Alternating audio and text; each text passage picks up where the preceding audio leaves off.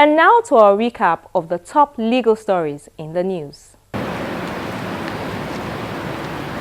We begin with the report that the Senate President, Dr. Bukola Saraki, has appealed the judgment of the Court of Appeal, which on October the 30th affirmed the jurisdiction of the Code of Conduct Tribunal to try him on 13 counts of false assets declaration. Senator Saraki also filed an application for stay of proceedings, urging the Supreme Court to halt the proceedings of the Code of Conduct Tribunal to try him for the alleged offences, pending when his appeal would be determined. The Senate President raised 7 grounds of appeal in his notice of appeal and attached it to the application for stay of proceedings. In the appeal, Senator Saraki says that the appeal court erred in law when it affirmed the competence of the proceedings of the Code of Conduct Tribunal, which sat on the appellant's case with only 2 members as against the 3 provided for in the provisions of paragraph 15, subsection 1 of the 5th schedule of the Nigerian Constitution. The Code of Conduct Tribunal, on its part, adjourned till November the 19th, after a lawyer representing the Senate President withdrew from the case.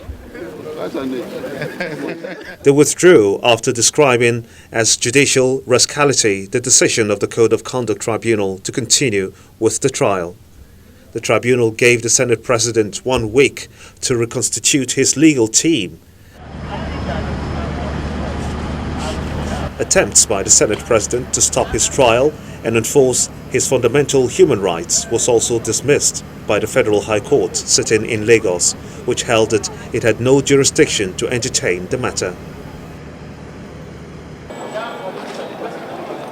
The same Federal High Court sitting in Lagos has restrained the Financial Reporting Council of Nigeria, FRCN, from interfering in the operations of Stanbic IBTC Holdings, PLC, pending the final determination of a suit filed by the bank against the regulatory agency. Justice Ibrahim Buba gave the order while ruling on the motion for interlocutory injunction filed by Stanbic IBTC Holdings to challenge the 1 billion naira sanction imposed on the bank by FRCN over allegations of material misstatements in its audited accounts for 2013 and 2014. The court also restrained FRCN from inviting the company's entire board of directors to any meeting in connection with any statutory investigation of its financial statement until the final determination of the pending suit. The FRCN has suspended the financial reporting numbers of the bank's chairman, Atedo Peterside, and its chief executive, Mrs. Shola Davis Boha, and also barred them from vouching for the integrity of any financial statements in Nigeria. But the bank wants the court to ultimately decide whether the regulatory agency has powers to carry out some of these actions. In Abuja, a federal high court has ordered the release of the passport of the immediate past National Security Advisor, Colonel Sambo Dasuki, to enable him travel to London for 3 weeks on health grounds. Colonel Dasuki is facing 5 counts of illegal arms possession and laundering about 84.6 million naira. Justice Adeni Ademola, while granting Dasuki's application for the release of his passport, dismissed the objection by the federal government, which argued, among other grounds, that the cancer ailment which the ex-NSA sought to treat abroad could be treated in Nigeria.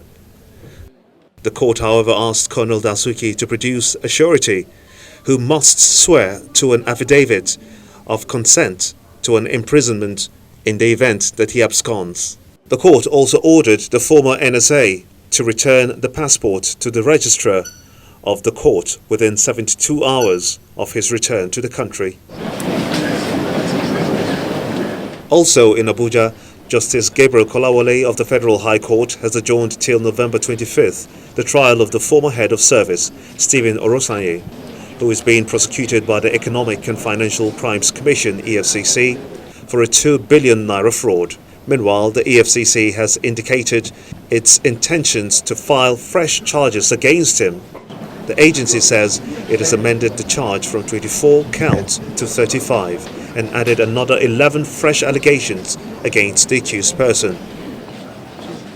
The EFCC also told the court that it has increased the number of accused persons in the matter from 3 to 6, as some of the accomplices allegedly used to divert public funds have also been charged. Shortly before the fixed November 25th date to take a fresh plea of the accused persons, Justice Kolawole gave the EFCC 7 days to release Mr. Orosanye's travel documents, in line with an earlier order of the court. And we round off with the report from the Federal High Court in Lagos, which has fixed November the 10th to rule on an application by the National Drug Law Enforcement Agency, the NDLEA, from seizing the properties of Senator Buruji Kashamu. Mr. Kashamu, whose election into the Senate was recently nullified at the tribunal, had on June 29, 2015, obtained the restricting order from Justice Ibrahim Buba. The judge temporarily barred the NDLEA and the Attorney General of the Federation from making any attempt to confiscate Mr. Kashamu's properties, including a 24-flat housing estate at Igbe and several hectares of land on Lekki Peninsula, Lagos, worth over 20 billion naira. Justice Buba said the order would last until the determination of Kashamu's suit. But the NDLEA is contending that the restraining order by Justice Buba was against public policy and has asked the judge to reverse it.